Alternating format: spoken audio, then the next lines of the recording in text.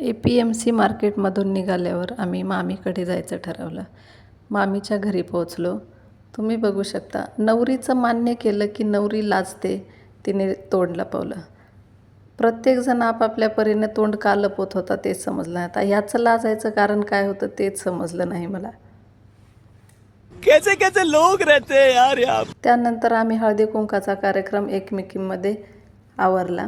कारण घरच्या सुनबाई आजारी होत्या, म्हणून एकमेकींना साडी घालण्याचा कार्यक्रम आम्ही स्वतःच पार पाडला.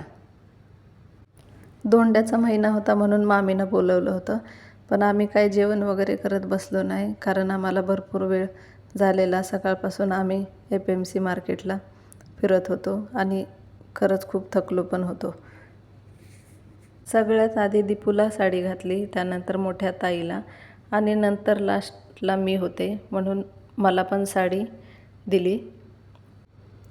तुम्ही बघू शकता, साडीचा कार्यक्रम, हळदी कुंकाचा कार्यक्रम पूर्ण पार पाडला आम्ही आणि बराच उशीर झाला होता, म्हणून आम्ही तिथून निघालो. बाहेर पडल्यास पाणीपुरी खाल्ली. कारण APMC मार्केटला होतो तेव्हा आंबे, जांभूळ, लिची हे भरपूर खाण्यात आलं होतं.